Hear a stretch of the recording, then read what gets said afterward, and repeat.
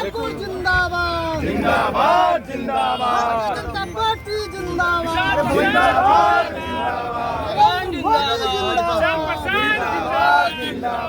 अनुराग ठाकुर जिंदाबाद जिंदाबाद जिंदाबाद अनुराग ठाकुर जिंदाबाद ठाकुर के ठाकुरों के लगा दो। नमस्कार साहब, कैसे हैं? ठाकुर नाम है।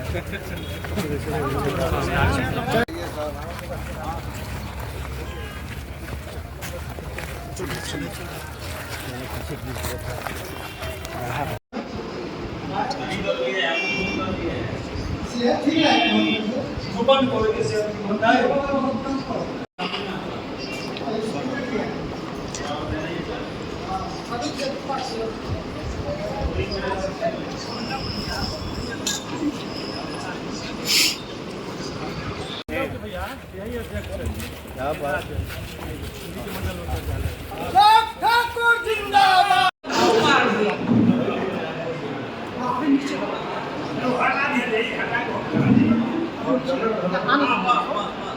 आ जाए ना ठाकुर जिंदाबाद जिंदाबाद ठाकुर जिंदाबाद जिंदाबाद भारतीय जनता पार्टी जिंदाबाद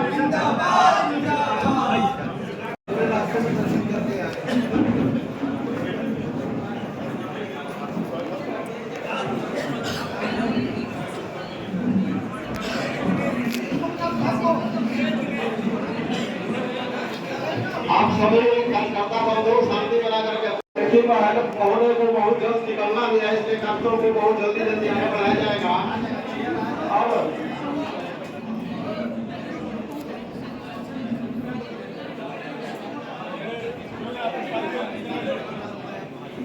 अब हमारे महान भाव जो है की तस्वीर लगी हुई है, यहाँ आकर के पुष्प अर्पित करें।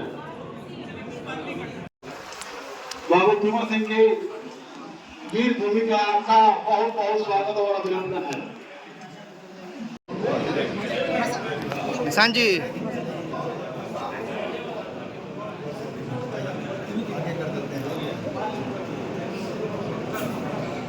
किसान हाथ हटाइए।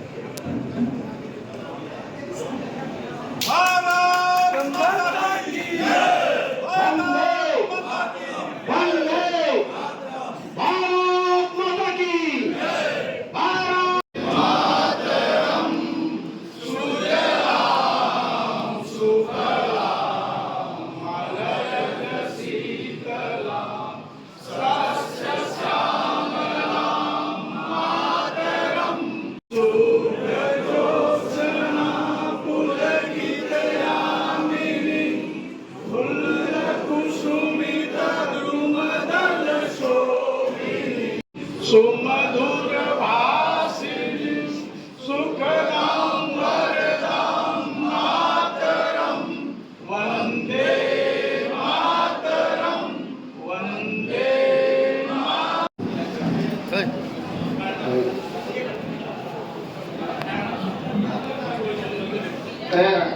अभी अतिथि का स्वागत करें। प्रत्येक चीज बाबू कुंवर सिंह की मूर्ति की मेमोंटो और तलवार देकर जिला संघ जी के द्वारा मुख्य अतिथि का स्वागत।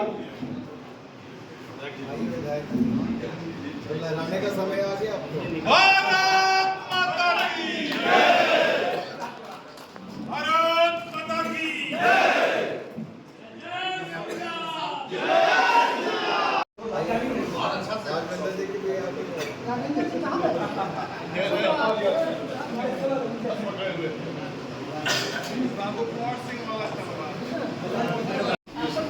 हमारे अतिथि महोदय को निकलना है, इसलिए बहुत ज्यादा औपचारिकता नहीं की जा रही है और भी जो अतिथि है उनका स्वागत कार्यकर्ता बंधु आप लोग धीरे धीरे सभी लोगों को जो हम भी लोग जिले के निवासी है, मैं इनका भी हार्दिक अभिनंदन स्वागत करता हूँ। मैं बढ़ाने के माननीय विधायक एवं बिहार सरकार के पूर्व मंत्री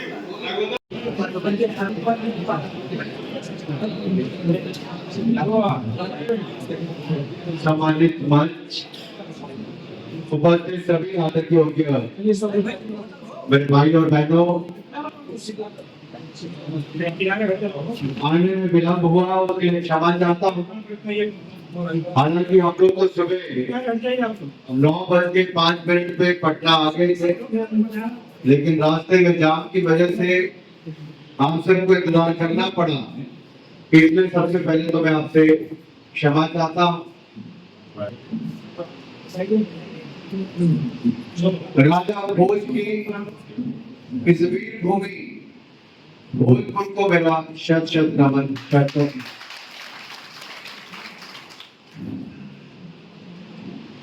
बहुत बार बिहार आने का अवसर मिला।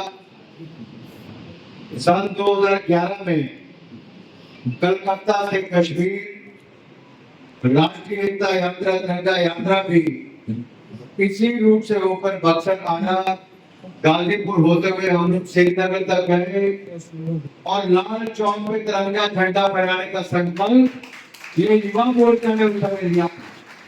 आज हमें कहते हुए प्रसन्नता है कि जिस पे भारतीय जनता पार्टी की तीन पीढ़ियां खा गई, डॉक्टर श्यामा प्रसाद मुखर्जी, बाद में मुरली मनोहर जोशी जी और मोदी जी, और तीसरी पीढ़ी हमारी, जिन्होंने लगातार एक देश में 2 विधान 2 प्रधान 2 निशान इसका विरोध किया।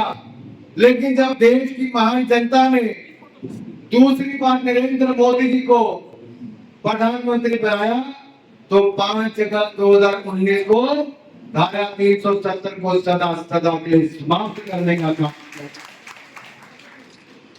साथियों, ये वो भूमि भी है जहां ऋषि विश्वामित्र जी का आश्रम भी हुआ करता। आप लोग सौभाग्यशाली, जहां एक और हम भोजपुर की वीर भूमि को इसलिए भी नमन करते, बार बार याद करते हैं, क्योंकि 1857 की क्रांति के वो महान वीर बाबू कुंवर सिंह जी की धरती है तो हमारी देन है। ऐसी धरती जहां से ऐसे देशभक्त पैदा हुए। आप कल्पना कीजिए क्या शौर्य रहा होगा, क्या जोश रहा होगा, जो अपनी माटी को बचाने के लिए 80 साल की उम्र में भी तलवार उठाकर निकल पड़े हो और 8 महीने तक फिल्मियों का सामना किया हो। ऐसे कोई थे तो हमारे बाबू कुंवर सिंह जी थे। बाह में गोली लग गई और अपनी बाह काट कर गंगा मैया को 23 तारीख को बाबू कुंवर सिंह जी की जयंती, 23 को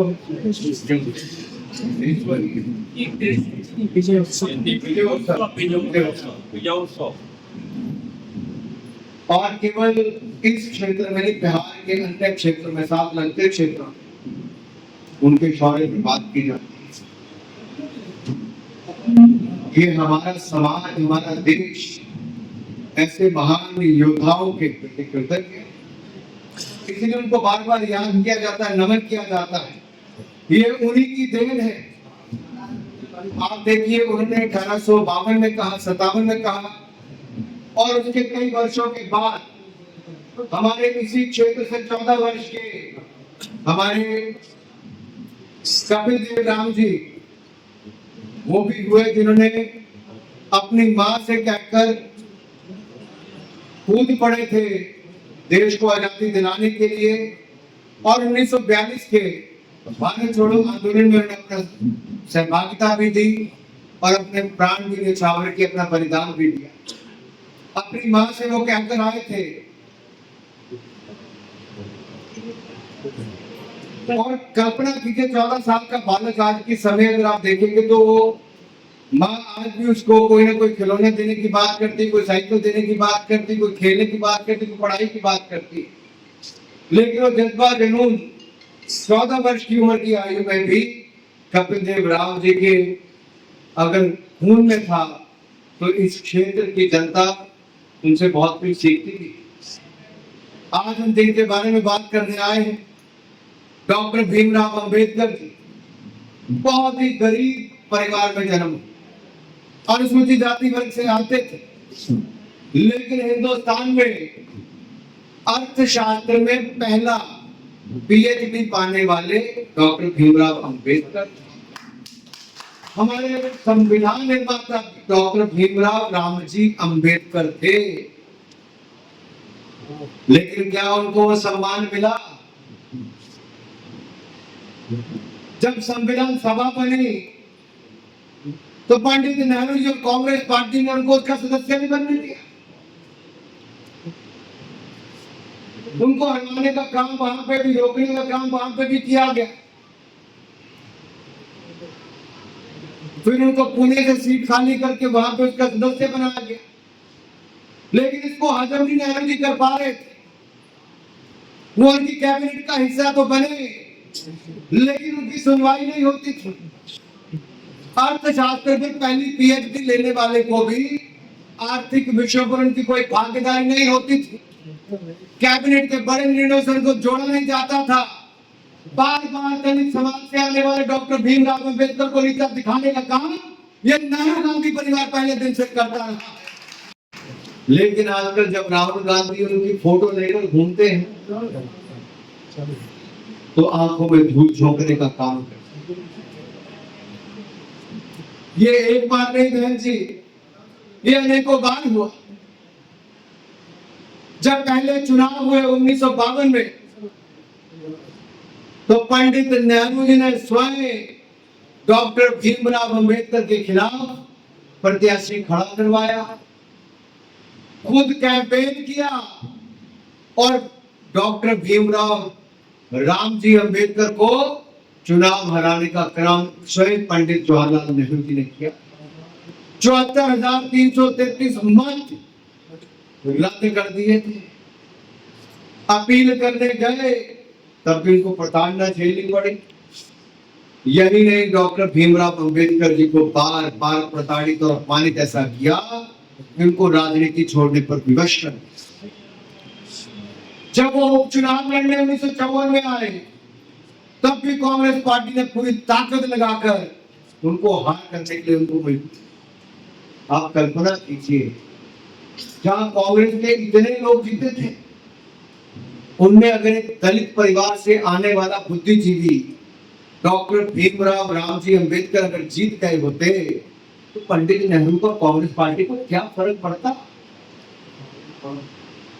लेकिन किसी दलित को बढ़ता हुआ नहीं देख सकते।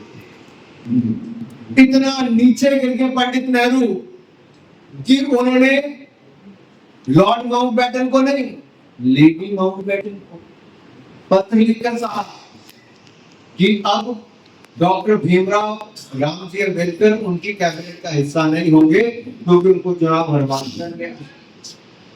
कैसे कैसे षड्यंत्र रचे गए। यहां तक कह दिया, माता अमृत कौर होती थी हमारी एक सांसद, उनको पंडित नेहरू जी ने कहा कि भीमराव रामजी अंबेडकर तो अंग्रेजों से मिले हुए, उनको देश विरोधी घोषित कर दिया। क्या एक दलित व्यक्ति से इतना डर था पंडित नेहरू जी को? क्योंकि भीमराव अंबेडकर जी क्या कहते थे? वो कहते थे समानता की बात, समरसता की बात, भाईचारे की बात, एकता की बात। वो पिछड़े और दलित को आगे बढ़ाना चाहते थे और पंडित नेहरू जी पहले दिन से ही आरक्षण विरोधी थे। पहले दिन से आरक्षण विरोधी, उन्होंने भी विरोध किया, इंदिरा गांधी जी ने भी विरोध किया और राजीव गांधी जी ने तो 2 घंटे का भाषण संसद में राजीव गांधी जी ने आरक्षण के विरोध में दिया। पंडित नेहरू जी ने मुख्यमंत्रियों को चिट्ठियां लिखी आरक्षण के विरोध में, और राजीव गांधी जी ने तो यहां तक कह दिया कि ये नाकाबिल लोग, इनको आरक्षण देके आगे कैसे बढ़ाया जा सकता है, सिस्टम पे भारी पड़े। अरे नेहरू गांधी परिवार की एक नहीं 4 पीढ़ियों ने संविधान निर्माता उनका भी विरोध किया और संविधान का भी अपमान करने का काम किया। पंडित जवाहरलाल नेहरू ने तो पहला संशोधन मात्र 1 साल के बाद ही ले आए और सबसे पहला प्रहार किस पर किया? ये मीडिया के लोगों के ऊपर प्रहार किया था। तो संशोधन लाने का काम किया वो अभिव्यक्ति की आजादी को कुचलने का काम था। बोला कोर्ट ने वापस कर दिया। नहीं तो मीडिया के मित्रों, आपकी आवाज को दबाने का काम, संशोधन लाने का काम पंडित नेहरू ने किया, और इंदिरा गांधी उनकी बेटी ने तो प्रधानमंत्री बनने के बाद इमरजेंसी में आपको जेल में डालने का काम मीडिया के मित्रों को किया। नजर आते थे, विपक्ष के लोग जेल में नजर आते थे, और वो जन आंदोलन भी कहीं और नहीं, इस बिहार की भूमि से ही शुरू हुआ। देश भर को जगाने का काम किया था। अलग किसी ने जगाना था तो जयप्रकाश जी ने जगा। लेकिन साथियों, संविधान को कुचलने का काम इंदिरा गांधी जी ने किया।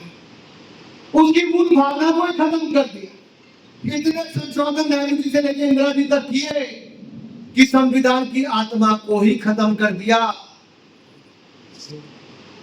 हालात ये पैदा कर दिए कि राजीव गांधी जी का समय आते आते देश में स्थिति थी कि पंडित जवाहरलाल नेहरू ने अपने लिए भारत रत्न ले लिया अपनी सरकार में, इंदिरा जी ने अपने लिए भारत रत्न ले लिया अपनी सरकार में, और राजीव गांधी जी को भी भारत रत्न दे दिया कांग्रेस पार्टी ने। लेकिन भारत के संविधान निर्माता डॉक्टर भीमराव अंबेडकर, उनको भारत रत्न नहीं दिया गया। जब अटल बिहारी वाजपेयी जी और भारतीय जनता पार्टी के समर्थन से एक विपक्ष की सरकार बनी, तो वीपी सिंह जी की सरकार में 1990 में भारत रत्न देने का काम किया, तो गैर कांग्रेसी सरकार भारतीय जनता पार्टी की समर्थन वाली। अरे कांग्रेस का दिल कितना छोटा है कि पार्लियामेंट में जिसको सेंट्रल हॉल कहा जाता था, संविधान कक्ष जिसको कहा जाता है, संविधान सदन जिसको कहा जाता है, उसमें डॉक्टर भीमराव अंबेडकर का 1947 से लेकर 1990 तक तेल चित्र तक नहीं लगने दिए, पोर्ट्रेट नहीं लगने दिए। लेकिन अटल बिहारी वाजपेयी जी के कहने पर वो तेल चित्र भी लगा, तो भारत के संविधान कक्ष, भारत की संसद में लगा, तो भारतीय जनता पार्टी के कारण। यही नहीं, डॉक्टर भीमराव रामजी अंबेडकर की जब मृत्यु हुई, तो कांग्रेस ने उनके जो हवाई जहाज से भेजने का प्रावधान करना था वो भी नहीं किया, और जब हवाई जहाज से उनका शव भेजा गया तो एक लंबा चौड़ा बिल उनकी पत्नी को भेज दिया कि इसका किराया आपको चुकाना पड़े। ये है कांग्रेस पार्टी। सीताराम केसरी जी के साथ क्या किया आप सब जानते हैं। नरसिम्हा राव जी पूर्व प्रधानमंत्री थे, कांग्रेस ने क्या किया, नेहरू गांधी परिवार ने क्या किया आप सब जानते हैं। लेकिन डॉक्टर भीमराव रामजी अंबेडकर के साथ जो संविधान निर्माता थे, उनके साथ भी अत्याचार करने में पीछे नहीं रहे। और आज राहुल गांधी, सोनिया गांधी जी, प्रियंका गांधी जी आज अंबेडकर की फोटो लेकर चलते हैं, जेब में एक लाल रंग की किताब लेके चलते हैं और कहते हैं संविधान है। मैंने पार्लियामेंट में पूछ लिया, भाई संविधान तो उसके पन्ने कितने हैं? पूरा विपक्ष धरा का धरा रह गया। बगले झांक रहे थे, किसी को नहीं पता संविधान के पन्ने कितने। मैंने कहा लंबाई चौड़ाई पूछ ली कितने आर्टिकल है, तो फिर तो और प्रॉब्लम हो जाएगी। फिर मैंने कहा राहुल जी किताब कभी खोल के देखी है? आपको याद होगा संविधान पे चर्चा पिता की होगी। तो मैंने कहा राहुल जी कभी किताब खोल के देखिए। राहुल जी ने भाषण दिया और मैं खड़ा हो गया बोलने को। तो हाँ ऐसे लगे करने। मैंने कहा ऐसी किताब की प्रस्तावना जिसने लिखी है, उसने प्रस्तावना में लिखा है कि देश में काला अध्याय कभी था तो इमरजेंसी का इंदिरा गांधी के समय था, और इस काले अध्याय से मुक्ति दिलाने का काम किसी ने किया तो डॉक्टर भीमराव अंबेडकर के संविधान ने वो किया है। राहुल जी लगे फटाफट किताब खोल दे, तो प्रियंका जी पीछे करके मुझे भी किताब की कॉपी दे दो। तो मैंने कहा दोनों भाई बहन देख रहे तो एक चीज और देखो भाई, प्रस्तावना किसने लिखी? एक वेणुगोपाल जी एक सीनियर एडवोकेट, उन्होंने लिखी, और गोपाल शंकर नारायण उन्होंने लिखी। प्रीफेस और फॉरवर्ड इन दो लोगों ने लिखा है, और उसमें लिखा कि पहले दिन से ही नेहरू जी की सरकार में जो लॉ मिनिस्टर थे, नेहरू जी की सरकार ये जुडिशरी के खिलाफ थी, जजों के खिलाफ थे लगातार, और धमकी उस समय के लॉ मिनिस्टर देते थे जजों को कि सीधे हो जाओ, लाइन पे आ जाओ, नहीं तो हर शाम का खराब होगा। ये कांग्रेस की प्रवृत्ति रही है, ये न्यायालय के खिलाफ और न्यायाधीशों के खिलाफ क्या करते रहे। और उसमें प्रस्तावना में लिखा है कि अगर नेहरू की सोच का प्रभाव कहीं भारत के संविधान पर होता तो उतना ही बोखला होता जितनी उनकी सोच थी। उसमें लिखा है साहब कि ये अच्छा था कि सरदार पटेल, अंबेडकर जी और अन्य ऐसे बुद्धिजीवी लोग थे जिनके कारण आज भारत का ये संविधान बना, जिसके कारण पूरा देश आगे चल रहा है। तो हम कोटि कोटि नमन करते हैं डॉक्टर भीमराव अम्बेडकर जी को और माननीय सरदार पटेल साथियों। इतने साल कांग्रेस की सरकार है, जन्मभूमि, दीक्षा भूमि, शिक्षा भूमि, महापरिनिर्वाण भूमि, चैत्य भूमि, किन 5 स्थानों में कांग्रेस ने कुछ बनाया क्या? बनाया क्या? अरे जोर से बोलो, बनाया क्या? नहीं बनाया ना। तो जन्मभूमि मऊ, शिक्षा भूमि लंदन, दीक्षा भूमि नागपुर और महापरिनिर्वाण भूमि दिल्ली, चैत्य भूमि मुंबई। तो नागपुर, मऊ, मुंबई, लंदन, दिल्ली, पांचों के पांचों स्थानों पर लंदन तो जमीन को घर बिक चुका था जहां मैंने पढ़ाई की, वापस खरीदा। मुंबई में इंदू मिल बिक चुकी थी, 400 करोड़ में वापस खरीदी और हजारों करोड़ रुपया खर्च करके पंचतीर्थ बनाने का काम किया। तो नरेंद्र मोदी की सरकार ने किया। लेकिन कांग्रेस ने क्या किया, मैं आपको दिखाना चाहता हूं मीडिया के मित्रों, इसको ध्यान से देखिए। ये पंडित नेहरू है, हाथ में चाबुक है और नीचे डॉक्टर भीमराव अंबेडकर जिसपे चाबुक चलाई जा रही है। ये कांग्रेस की मानसिकता है। ये एनसीईआरटी की किताबों में 2012 तक पढ़ाया जा रहा था। ये कांग्रेस कैसे दलित विरोधी है, कांग्रेस कैसे अंबेडकर विरोधी है, इसका पूरा उल्लेख स्कूलों की किताबों में पढ़ाया जाता था ताकि लोग अंबेडकर जी से घृणा करें और नेहरू जी से प्यार करें। यह दलित विरोधी सोच कांग्रेस की है साथियों, ये छिपी नहीं है आपके सामने। लेकिन जब नरेंद्र मोदी जी आए तो मोदी ने कहा कि मेरी सरकार दलित की, पिछड़े, गरीब की, महिला की, मजदूर की, जवान की, किसान की, नौजवान की। और नरेंद्र मोदी जी ने 26 नवंबर इसको संविधान दिवस के रूप में मनाना शुरू किया और 125वीं जयंती भी भीमराव अंबेडकर जी की 120 देशों में मनाने का काम किया। तो नरेंद्र मोदी की सरकार ने, भारतीय जनता पार्टी की सरकार ने करोड़ों अनुसूचित जाति परिवार के बच्चों अगर 47,000 करोड़ रुपया वजीफे के रूप में किसने दिया तो नरेंद्र मोदी की सरकार। आज शिक्षण संस्थानों में ओबीसी को अगर नीट से लेकर अन्य एग्जाम्स में अगर आरक्षण मिला है तो भारतीय जनता पार्टी के कारण मिला है।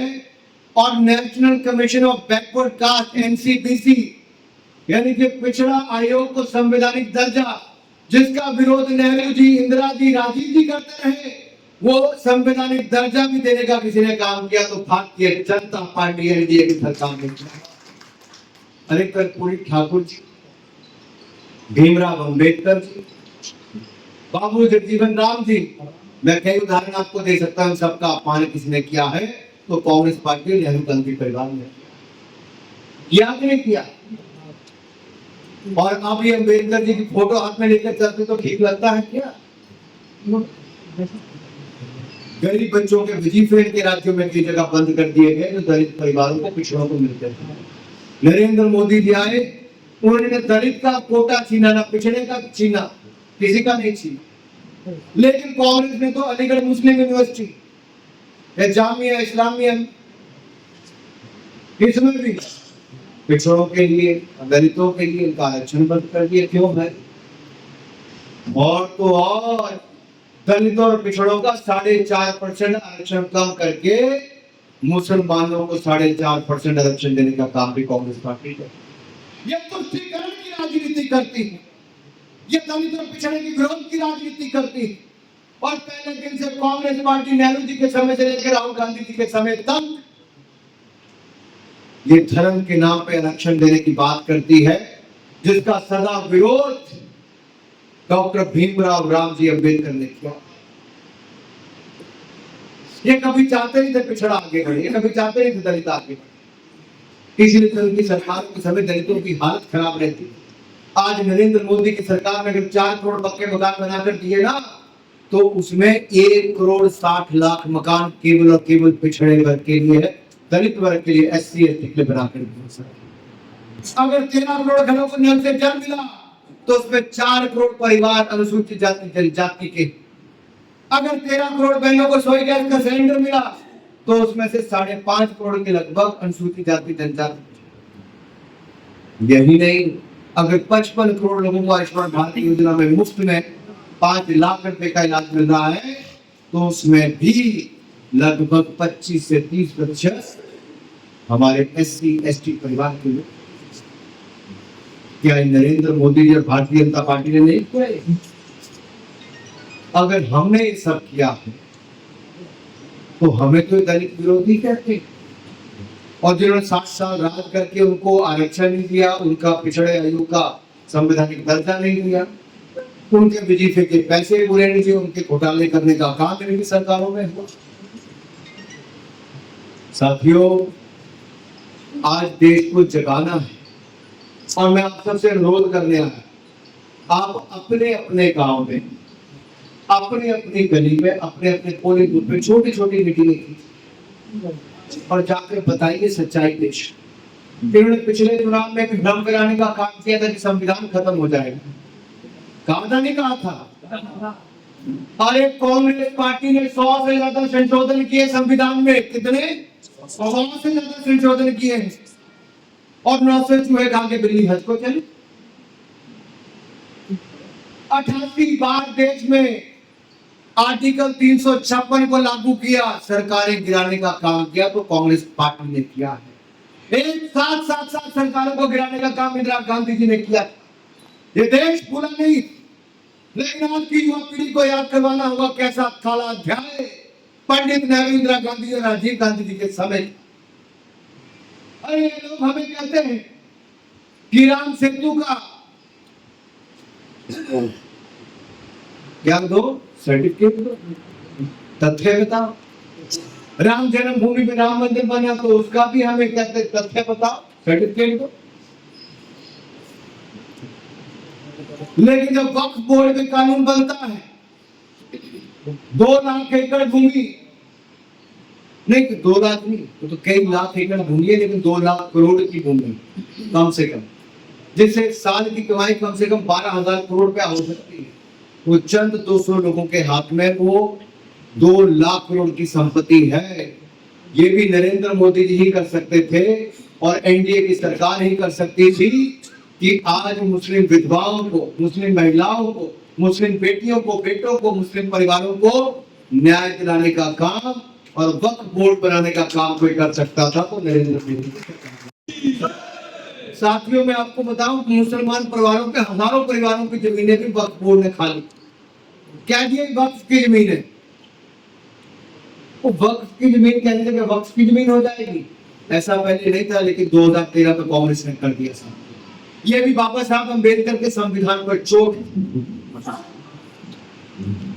आपके बहन जी मान लीजिए घर है, या मेरी बहन जिला परिषद की मेंबर वहां में बैठी है, पूर्व महामंत्री, आपके बोलते हैं कि आपका घर वक्फ का है, तो आपको जाके बताना पड़ता कि कागज सबूत देके कि मेरी जमीन है भाई, नहीं तो वक्फ का कब्जा पहले दिन हो जाता। मनीष जी दिल्ली से आज पूछिए, वहां पे तो 123 बड़ी बड़ी प्रॉपर्टीज वक्फ के नाम कर दी। देश का पार्लियामेंट कहते वक्फ का है, दूध का म्युनिसिपल कॉर्पोरेशन कहते वक्फ का है।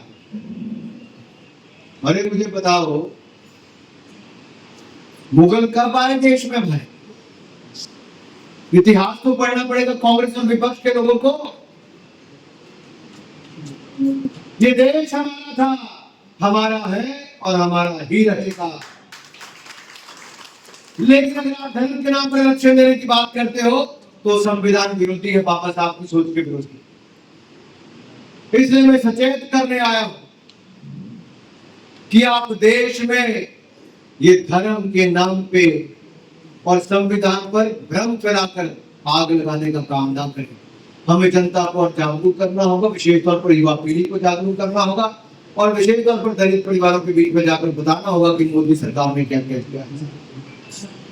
जिसके पास शौचालय तक नहीं था ना, उन गरीब महिलाओं को भी 12 करोड़ शौचालय बना कर दिए। तो नरेंद्र मोदी की सरकार ने उसमें अधिकतर लोग दलित और पिछड़े समाज के आते हैं। लेकिन अगर हम जाकर बताएंगे तो अपने आप को समझेगा नहीं। साथ बिहार में जंगल राज होता था लालू जी के राज में, लेकिन जब से एनडीए की सरकार आई, आज बिहार में 4 लेन सड़कें देखकर मैं कहता हूं साथियों, इस सड़क से जब मैं पहले गुजरा दूसरी सड़क से तिरंगा यात्रा ले जाते हुए, उस समय का बिहार और आज के बिहार में नजर आता है कि मेरा बिहार आगे बढ़ रहा है। एक बार फिर एनडीए की सरकार बनाएंगे, मोदी जी और नीतीश कुमार जी के नेतृत्व में बनाएंगे और हम अपने बिहार को 4 गुना विकास फिर करके दिखाएंगे। आप सबने शानदार कार्यक्रम किया, आप सबका बहुत बहुत आभार। और इस जयंती पखवाड़ा समारोह में जो डॉक्टर भीमराव अंबेडकर जी, जिनका बहुत बड़ा योगदान भारत के संविधान बनाने में है, संविधान निर्माता है, उनको शत शत प्रणाम करता हुआ मैं अपनी वाणी को देता हूँ विराम। आप सबका बहुत बहुत धन्यवाद। भारत माता की, भारत माता की। जिले के विधायक रघुनाथ प्रताप सिंह जी, विशाल प्रसाद जी और हमारे पार्टी के विधायक संजय खाईगर जी और हमारे पार्टी के सभी सम्मानित नेता और कार्यकर्ता बंधुओं को शामिल हुए। इसी के साथ आज की जो सभा है समाप्त। आप ऐसे बैठे रहेंगे तो फोटो हो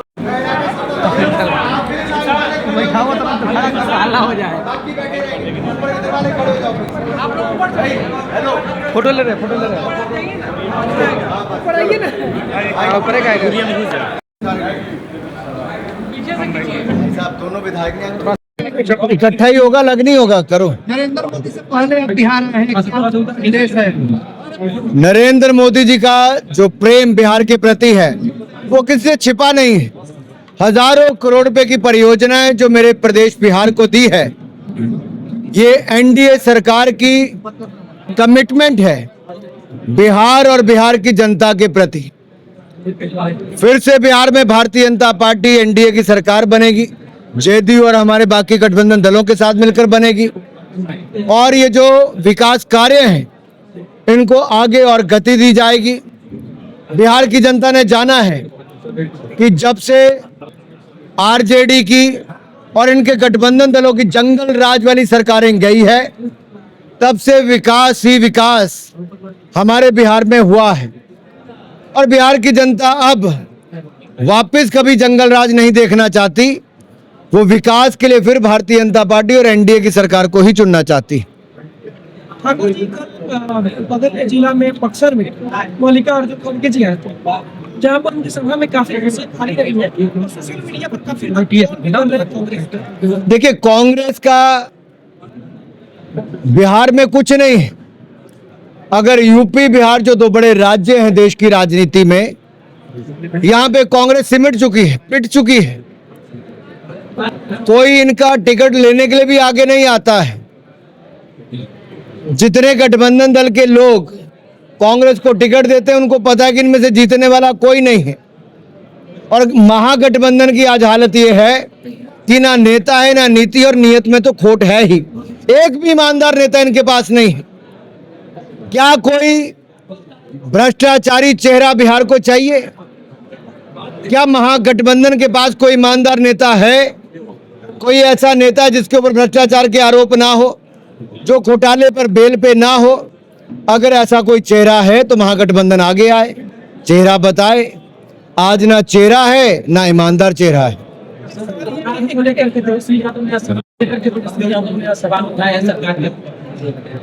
मैं सवाल भी कौन उठाता है? जिनके राज में जंगल राज, अपराध राज, भ्रष्टाचार, आज वही लोग अगर प्रश्न चिन्ह उठाएंगे तो लोग हंसते हैं उनके ऊपर। और एक सवाल ये है, एनडीए के जो बिहार मुख्यमंत्री नीतीश कुमार इनकी उम्र और मानसिक संतुलन लगातार विपक्ष है। अलविदा तेजस्वी यादव इनके ऊपर के ताना कर रहे हैं। बड़ों का अपमान करना, ये कुछ लोगों की प्रवृत्ति में है, कुछ लोगों की संस्कृति में है। भ्रष्टाचार भी करेंगे और फिर शब्दों का उसके माध्यम से अपमान करने का काम भी करेंगे। सर, बंगाल में इस तरह से प्रवक्ता हो रही है, तो क्या कहेंगे? मुझे यही है कहना, ममता अब बिहार को नहीं जमता। ममता जी के राज्य में वहाँ पे हिंदू सुरक्षित नहीं है, वहाँ व्यापारी सुरक्षित नहीं है, वहाँ महिलाएं सुरक्षित नहीं है। और ममता जी ने जो बिहार की स्थिति कर दी है, वो बंगाल की स्थिति कर दी है, वो ऐसी स्थिति है कि जिन लोगों ने अपना बड़ा योगदान भारत के स्वतंत्रता संग्राम में दिया होगा, आज वो भी सोचते होंगे कि बंगाल की इस धरती से आने वाले स्वामी विवेकानंद जी हो, रविंद्रनाथ टैगोर हो, डॉक्टर श्यामा प्रसाद मुखर्जी हो, सुभाष चंद्र बोस जी हो, ऐसे अनेक नेता वो जब अपनी बंगाल की धरती के बारे में सोचते होंगे और ममता जी के राज को देखते होंगे तो उनके भी आंसू ही बहते होंगे। चलो बहुत हो गया।